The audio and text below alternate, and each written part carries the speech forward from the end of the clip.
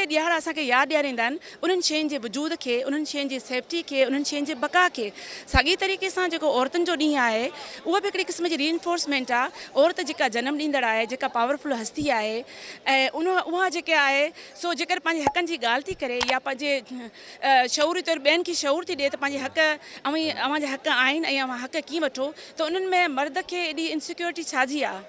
वो एॾा इनसिक्योर छो था महसूस कनि, उनखे छाजो ख़ौफ़ आहे? प्राइमरीली तो क्योंकि हम इसी रियासत में रहते हैं, तो जब हम 8 मार्च के डिमांड्स बना रहे हैं तो हम रियासत से ये मुतालबा कर रहे हैं और हमारी तरह पूरी दुनिया के अंदर जो ख़वातीन 8 मार्च को कर रही हैं मुज़ाहरे, वो अपनी अपनी रियासत से वो तमाम हुकूक मांग रही हैं, कम अज़ कम वो हुकूक जो इस आइन के अंदर लिखे हुए हैं। और हम तो उससे बियॉन्ड जाना चाहते हैं। हम तो चाहते हैं कि आइन के अंदर भी जो सुकुम है, आइन के अंदर जो चीज़ें मौजूद नहीं हैं वो तमाम चीज़ें भी डाली जाएँ और औरतों को उनके तमाम हुकूक दिए जाएँ। अहिड़ा इवेंट्स जेके आहिनि डिस्ट्रिक्ट वाइज़ बि थियणु खपनि, त का मख़सूस जॻह हुजणु खपे जिते औरतूं गॾु थी वेही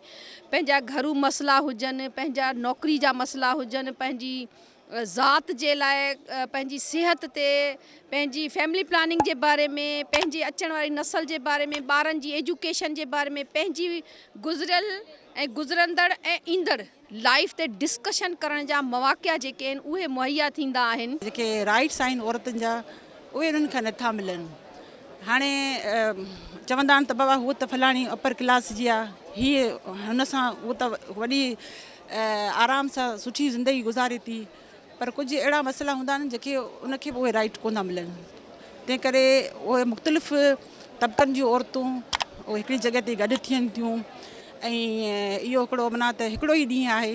जिते इलाही माण्हुनि खे एतिराज़ थी पियो हाणे तो औरतूं आख़िर छो थियूं मल्हायूं। हम किसी से हक नहीं मांग रहे, हम ये बता रहे हैं कि हम अपना हक ले लेंगे, जैसे कि हमने अपने पहले भी बहुत सारे हक ले लिए हैं। जो हमारा मेन ऑब्जेक्टिव है वो ये है कि औरतें आपस में मिलें, औरतें औरतों के ख़िलाफ़ नेगेटिव प्रोपेगेंडा का हिस्सा ना बने। बुनियादी हमारा मकसद ये है कि औरतें एक दूसरे का साथ दें। जो मर्द ये समझते हैं कि औरत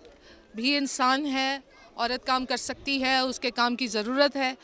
हम ऐसे मर्दों के साथ भी अपनी जद्दोजहद जो है उसको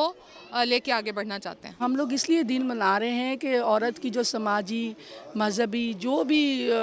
ग्रोहबंदी जो होती है घर में या जहाँ भी, तो उसको आज़ादी दिलाने के लिए और उन औरतों में शऊर और तालीम आम करने के लिए हम ये दिन मना रहे हैं, ताकि वो ख़वातीन जिनको शऊर नहीं है, जिनके पास इल्म नहीं है,